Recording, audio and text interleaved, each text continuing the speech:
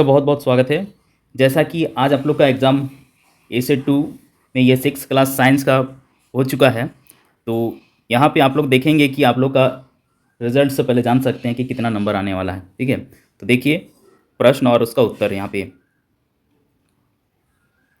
आपका जो पहला प्रश्न है, किसके आविष्कार ने यातायात को सुगम बना दिया। ठीक है, यातायात कहने का मतलब होता है एक जगह से दूसरी जगह आने जाने के लिए जो साधन इस्तेमाल किया जाता है। ठीक है, तो यहाँ पे हो गया पहिया, सी नंबर आंसर होगा। ठीक है, चक्का। अगला है, इनमें से जंतव रेशा कौन है। ठीक है, तो यहाँ पे आपका जंतव यानी कि जीव होगा। ठीक है, जीव से उत्पन्न जो है ये आपका ऑप्शन यहाँ पे डी सही है, रेशम। ठीक है, रेशम आपका सही होगा। इसके बाद 3 नंबर प्रश्न है, एक विद्युत सेल में कितने टर्मिनल होते हैं। तो यहाँ पे आपका बी नंबर ऑप्शन सही है, 2। ठीक है, 2 टर्मिनल होते हैं। अगला देखिए 4 नंबर, बाह्य कंकाल किसमें पाया जाता है। ठीक है, कंकाल का जैसे आप देख सकते हैं लाइब्रेरी में रखा हुआ रहता है, खासतौर से हम लोग का कि मानव शरीर की। तो यहाँ पे आपका तिलचट्टा होगा, कॉकरोच। ठीक है, ऐसे मछली भी है लेकिन झींगा मछली में बाह्य कंकाल पाया जाता है, बाकी पक्षी और बत्तख में नहीं है। ठीक है, तो यहाँ पे आपका तिलचट्टा सही होगा। 5 नंबर है, एल्निको मिश्र धातु है। तो यहाँ पे आपका डी नंबर ऑप्शन सही है, उपरोक्त तीनों। ठीक है, ये मिश्र धातु सभी से मिलकर बना हुआ है, अल्युमिनियम, कोबाल्ट, निकेल सबसे। ठीक है, उसके बाद 6 नंबर प्रश्न है, झूले की गति रिक्त स्थान गति का उदाहरण है। तो यहाँ पे आपका बी नंबर ऑप्शन सही होगा, आवर्ती गति। ठीक है, एक ही जैसा वो दोहराते रहता है, लोलक। 7 नंबर प्रश्न है, लाल केंचुओं की सहायता से कंपोस्ट बनाने की विधि को कहा जाता है। तो यहाँ पे आपका ए नंबर ऑप्शन सही हो गया, वार्मिंग कंपोस्टिंग। 8 नंबर प्रश्न है, अंडे का उबलना कौन सा परिवर्तन है। तो यहाँ पे आपका बी नंबर ऑप्शन सही होगा, अनुत्क्रमणीय। 9 नंबर प्रश्न है, इनमें से कौन दीप्त वस्तु है। तो यहाँ पे आपका डी नंबर ऑप्शन सही है, उपरोक्त सभी देखिए दीप्त वस्तु जिससे प्रकाश उत्पन्न होता है। ठीक है, सूर्य, मोमबत्ती की लो, जुगनू, ये सभी दीप्त वस्तु हैं। 10 नंबर, मानव कंकाल में कितनी अस्थियां होती है। तो यहाँ पे आपका ये नंबर ऑप्शन सही है, 206। ठीक है, ये वयस्क व्यक्ति का होता है 206। अगला देखिए 11 नंबर, अति लघुत्तरीय प्रश्न में, शरीर के उन 2 हिस्सों के नाम बताएं जिनमें हिंज संधि पाई जाती है। ठीक है, तो यहाँ पे देखिए उत्तर कोहनी और घुटना। ठीक है, घुटना या फिर आपका गर्दन भी हो सकता है, यहाँ पे हिंज संधि पाई जाती है, यानी कि ये मुड़ता है। ठीक है, उसके बाद देखिए 12 नंबर प्रश्न है, छाया कब बनती है। जब प्रकाश के पथ में कोई अपारदर्शी वस्तु आ जाती है तो छाया बनती है।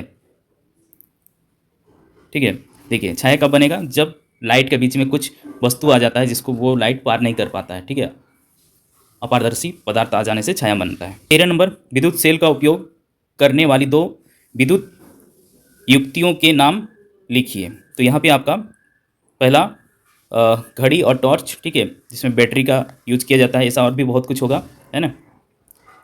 आगे देखिए 14 नंबर, कपास ओटना किससे कहा जाता है। तो यहाँ पे देखिए उत्तर, कपास की बीजों को कंकतन द्वारा रेशों से अलग करना ओटना कहलाता है। ठीक है, कपास का जो बीज होता है उसको अलग करने का विधि जो है वो कपास ओटना कहलाता है। 15 नंबर, लंबाई तथा द्रव्यमान के एसआई मात्रक लिखिए। तो देखिए लंबाई का एसआई मात्रक है मीटर तथा द्रव्यमान का एसआई मात्रक किलोग्राम केजी है। ठीक है, अब देखिए 16 नंबर, मानस की लंबाई 1.55 मीटर है, इसे सेंटीमीटर तथा मिलीमीटर में व्यक्त कीजिए। तो सेंटीमीटर में आपका होगा 155 सेंटीमीटर और 1550 मिलीमीटर। ठीक है, इसके बाद 17 नंबर प्रश्न है, लाल केंचुए किस प्रकार के कचरे को कंपोस्ट में परिवर्तित नहीं करते।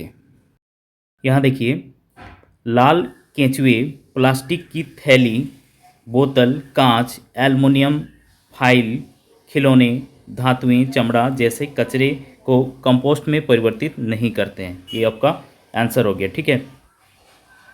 18 नंबर प्रश्न है, किन परिस्थितियों में चुंबक अपना गुण को देते हैं? यहाँ पे खो देते हैं। ठीक है, किन परिस्थितियों में चुंबक अपना गुण खो देते हैं होना चाहिए। ठीक है, थोड़ा सा मिस्टेक है। उत्तर देखिए, यदि चुंबक को गर्म किया जाए, हथौड़े से पीटा जाए या ऊंचाई से गिराया जाए तो वह अपने गुण खो देता है। ठीक है। 19 नंबर है, बैलगाड़ी के चक्के के ऊपर लोहे का रिम किस प्रकार चढ़ाया जाता है? यह किस प्रकार का परिवर्तन है? उत्तर है देखिए, उत्क्रमणीय परिवर्तन का प्रयोग बैलगाड़ी के लकड़ी के पहिए पर लोहे के रिम को कसने के लिए किया जाता है, जैसा कि चित्र में दर्शाया गया है। ठीक है, आप देख सकते हैं। धातु के रिम को लकड़ी के पहिए के घेरे से थोड़ा सा छोटा बनाते हैं। गर्म करने पर रिम पहिए पर चढ़ जाता है, यानी कि फैल जाता है। ठीक है, और फिर जब ठंडा होता है तो उसमें टाइट हो जाता है। 20 नंबर देखिए, नीचे दी गई वस्तुओं पदार्थों को अपारदर्शी, पारदर्शी तथा पारभासी में वर्गीकृत कीजिए। जैसे यहाँ पर दिया है, वायु, जल, दर्पण, लकड़ी का तख्ता, पॉलीथीन शीट, धुआं, कोहरा, दीवार। ठीक है, तो यहाँ पे देखिए उत्तर अपारदर्शी में आपका होगा दर्पण, जो आईना है उसके पार नहीं देख सकते हैं। लकड़ी का तख्ता, लकड़ी से भी पार नहीं जा देख सकते हैं। दीवार, ठीक है, ये हो गया अपारदर्शी। और पारदर्शी में वायु, जल पारदर्शी है, और पारभासी जिसके पार हम लोग धुंधला रूप से देख सकते हैं, पूरी साफ नहीं। ठीक है, तो यहाँ पे होगा पॉलीथीन शीट, धुआं और कोहरा। ठीक है, यहाँ से हल्का हल्का दिखाई देता है। अगला देखिए, 21 नंबर प्रश्न, चुंबकीय ध्रुव का क्या अर्थ है? एक नाल चुंबक के ध्रुव कहाँ होते हैं? चित्र द्वारा दर्शाइए।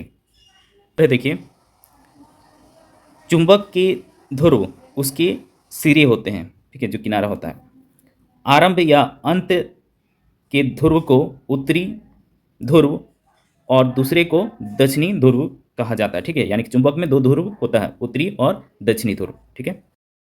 क्वेश्चन देखिए 21 का, अथवा बिजली के औजार जैसे पेचकस और प्लायर्स के हथों पर प्रायः प्लास्टिक के आवरण चढ़े होते हैं, क्यों? व्याख्या कीजिए। ठीक है, पेचकस के ऊपर में जो प्लास्टिक लगा रहता है या कांच रहता है वो क्यों रहता है? ठीक है, पेचकस और प्लायर्स, प्लास हो सकता है, ठीक है, कि हाथों पर प्रायः प्लास्टिक या रबड़ के आवरण चढ़े होते हैं, क्योंकि प्लास्टिक और रबड़ विद्युत रोधी है। ठीक है, कांच भी रहता है कभी कभी।